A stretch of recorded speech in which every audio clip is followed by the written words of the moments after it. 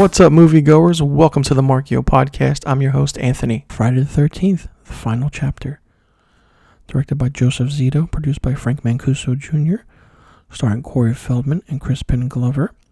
The movie was released on April 13th, 1984, has a running time of 91 minutes.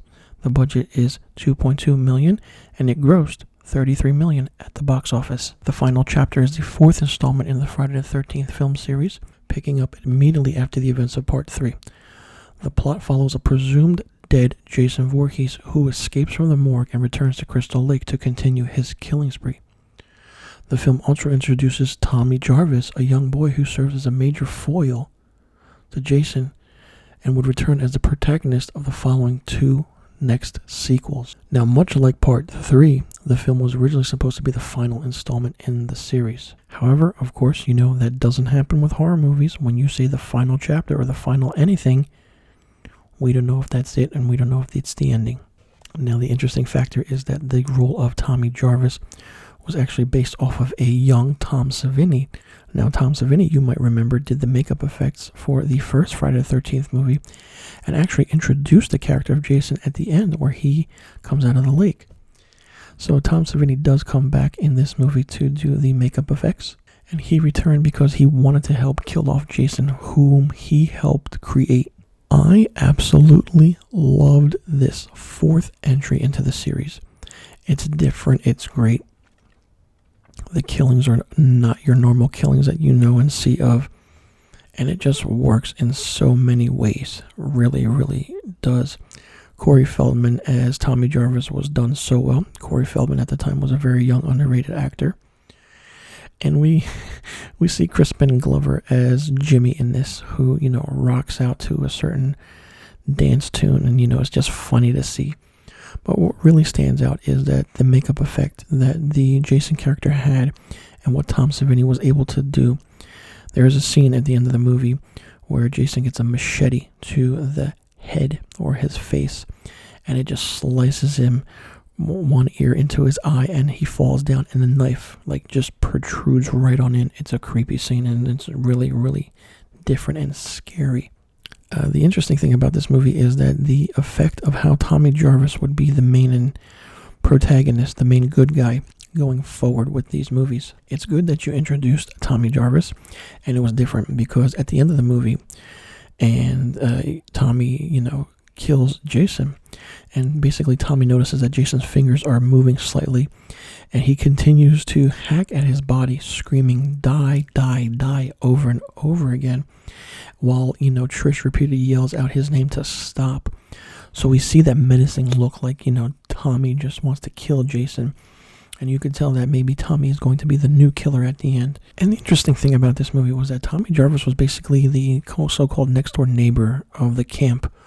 He basically saw things happen during his window, and people didn't believe him because his imagination was all out there because he had all these, makeup effect masks in his room, and he loved horror movies. And seeing Tom Savini and how those were his personal masks that he used in the movie was really, really good.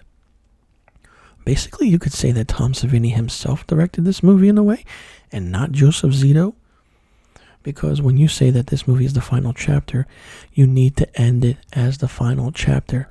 The movie received a lot of negative reviews at the time of its release, and basically Siskel and Ebert, Roger Ebert and Gene Siskel, berated and just said that the movie was so bad that it was an immoral and reprehensible piece of trash. Ooh, seriously. When Gene Siskel and Roger Ebert say that about your movie, Siskel and Ebert, and those guys are the pinnacle of, movie critics and criticism, and you need to listen to them. But, sometimes when a movie critic says a movie's bad, the movie's really good. And when they say the movie's really good, the movie's really bad. So it's on the contrary of what you want to think about it. And the poster for Friday the 13th, the final chapter, is basically just the hockey mask of Jason Voorhees with blood. We see the machete mark on top of the mask and a knife right through his left eye. So it's interesting, it's subtle, it's effective. And this movie came out in 1984. So, it was, it missed a year. 1983 didn't have a Friday the 13th movie.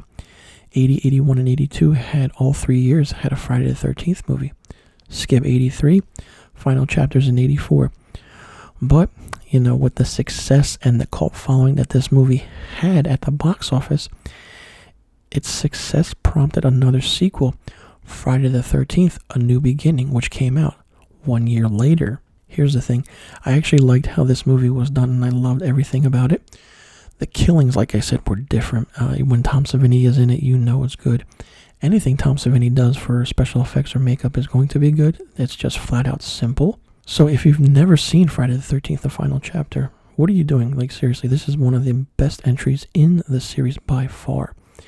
And when you say a fourth film is that good, it's really that good because you don't know what to expect anymore.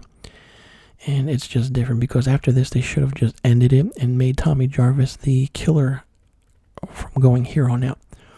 But, of course, let's say that they didn't do that.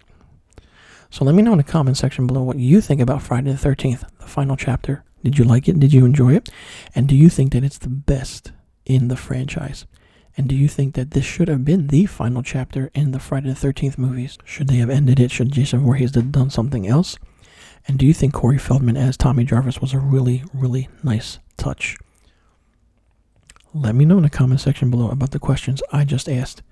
And be sure you tune into the next episode of the Marchio podcast where I talk about Friday the 13th, A New Beginning. And be sure you click that subscribe button and hit that notification bell for new videos and new podcast episodes on the Marchio Productions YouTube page. And follow Marchio Productions on Instagram, Facebook, and Twitter.